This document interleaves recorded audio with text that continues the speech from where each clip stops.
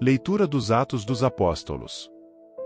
Naqueles dias, depois de longa discussão, Pedro levantou-se e falou aos apóstolos e anciãos: Irmãos, vós sabeis que, desde os primeiros dias, Deus me escolheu, do vosso meio, para que os pagãos ouvissem de minha boca a palavra do Evangelho e acreditassem.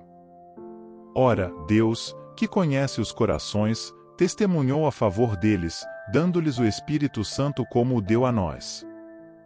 E não fez nenhuma distinção entre nós e eles, purificando o coração deles mediante a fé. Então, por que vós agora colocais Deus à prova, querendo impor aos discípulos um jugo que nem nossos pais e nem nós mesmos tivemos força para suportar? Ao contrário, é pela graça do Senhor Jesus que acreditamos ser salvos, exatamente como eles. Houve então um grande silêncio em toda a assembleia. Depois disso, ouviram Barnabé e Paulo contar todos os sinais e prodígios que Deus havia realizado, por meio deles, entre os pagãos.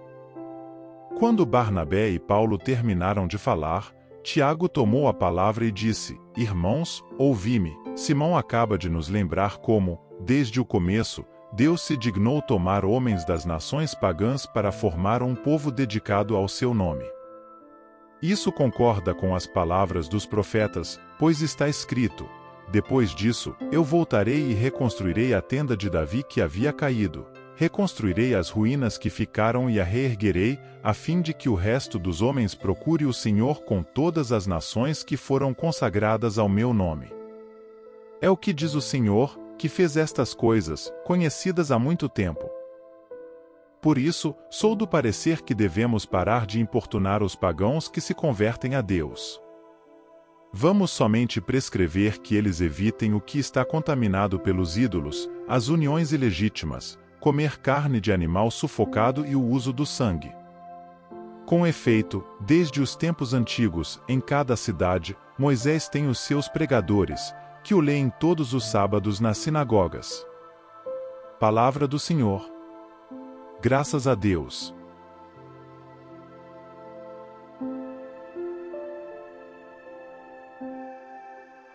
Proclamação do Evangelho de Jesus Cristo segundo São João. Glória a vós, Senhor. Naquele tempo, disse Jesus a seus discípulos: Como meu Pai me amou, assim também eu vos amei. Permanecei no meu amor. Se guardardes os meus mandamentos, permanecereis no meu amor, assim como eu guardei os mandamentos do meu Pai e permaneço no seu amor. Eu vos disse isto, para que a minha alegria esteja em vós e a vossa alegria seja plena. Palavra da salvação. Glória a vós, Senhor.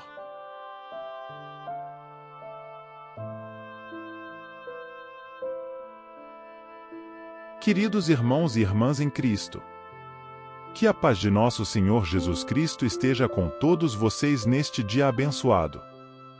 É com grande alegria que nos reunimos hoje para refletir sobre as Sagradas Escrituras e buscar orientação divina para nossas vidas. Permitam-me começar nossa homilia com um gancho cativante que nos conecta diretamente com nossas experiências diárias. Imagine-se andando por uma cidade movimentada, rodeado por pessoas apressadas e distraídas. Você observa as expressões cansadas e preocupadas em seus rostos. Por um momento, você se sente deslocado, perguntando-se: o que está faltando nesta cena? O que essas pessoas estão buscando? Queridos, a resposta está nas palavras do Evangelho proclamado hoje. Jesus nos diz: Eu sou a videira verdadeira e meu Pai é o agricultor. Que mensagem poderosa! Jesus se compara a uma videira e nós somos os ramos. Essa imagem nos convida a refletir sobre nossa conexão com Cristo e a importância de permanecermos unidos a Ele. Assim como uma videira fornece alimento e sustento aos ramos, Jesus é a fonte de vida e graça para nós. Ele nos convida a permanecer nele, a buscar nossa nutrição espiritual dele. Mas o que significa permanecer em Jesus? Queridos irmãos e irmãs, permanecer em Jesus implica em um relacionamento profundo e íntimo com Ele.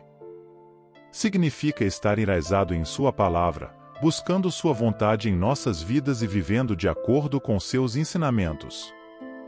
É através dessa união com Cristo que encontramos significado e propósito verdadeiros. Olhemos para a primeira leitura, que nos conta a história do Concílio de Jerusalém. A comunidade cristã estava enfrentando uma grande controvérsia sobre a necessidade de observar a lei judaica. Alguns argumentavam que os gentios convertidos deveriam seguir todas as tradições judaicas, enquanto outros defendiam a liberdade em Cristo.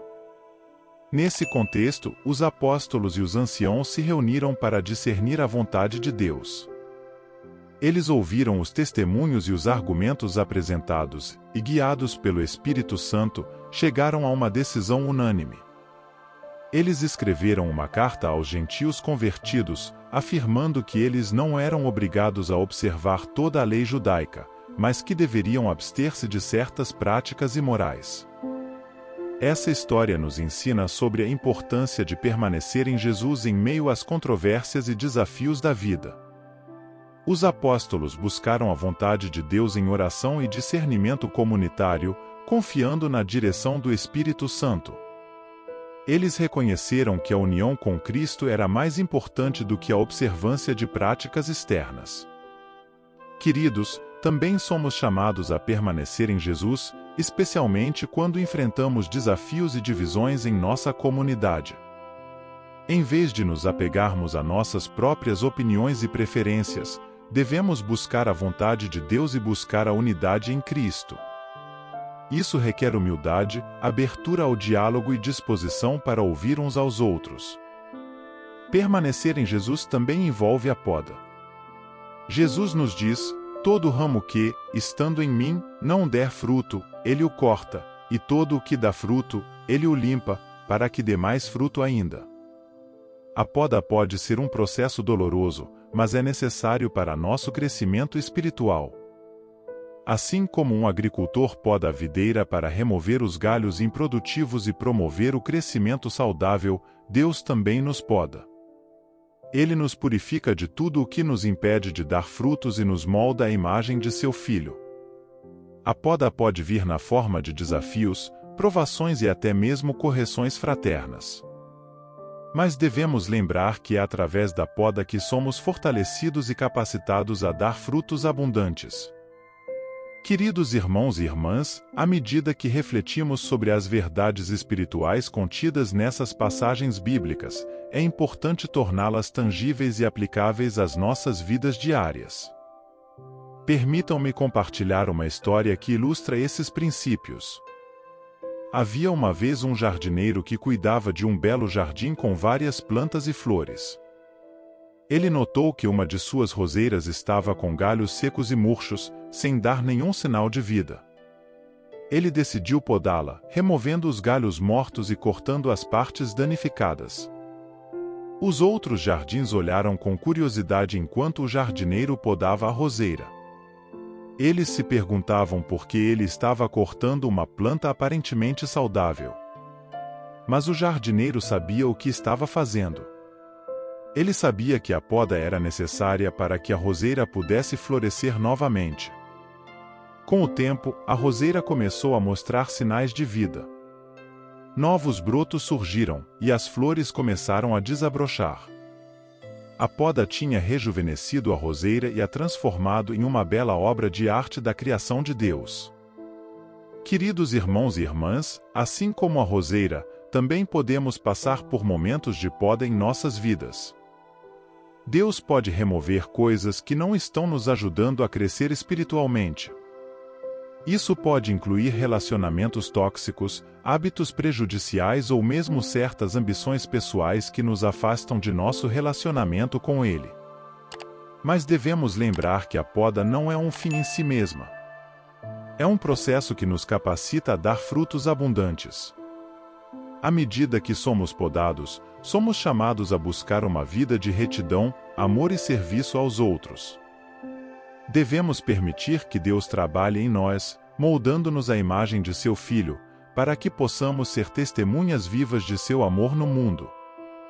Nesse processo de poda e crescimento espiritual, também é importante lembrar que não estamos sozinhos.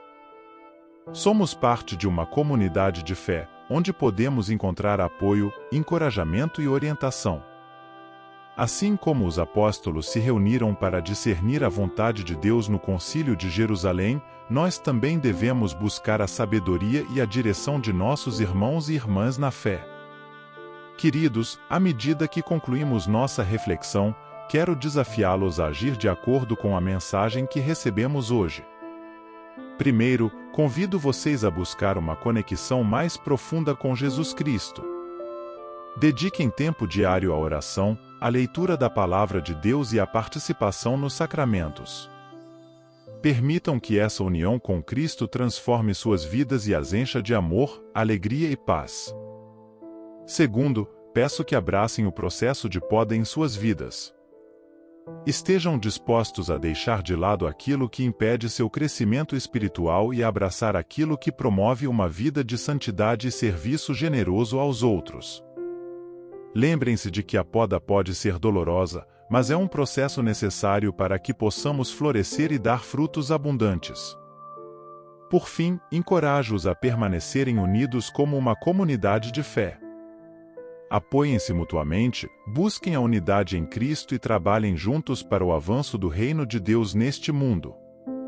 Que nossas vidas sejam um testemunho vivo do amor, da graça e da esperança divinos. Queridos irmãos e irmãs, que esta homilia tenha tocado seus corações e os tenha inspirado a buscar uma vida mais profunda em Cristo. Lembrem-se de que vocês são ramos da videira verdadeira, chamados a permanecer em Jesus e a dar frutos abundantes. Que o Espírito Santo os guie e os fortaleça nesta jornada espiritual. Que a graça de nosso Senhor Jesus Cristo esteja com todos vocês. Amém.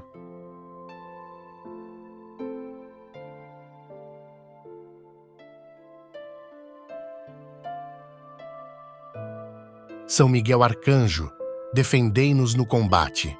Sede o nosso refúgio contra as maldades e ciladas do demônio. Ordene-lhe Deus, instantemente o pedimos, e vós, príncipe da milícia celeste, pela virtude divina, precipitai no inferno a Satanás e aos outros espíritos malignos que andam pelo mundo para perder as almas. Amém.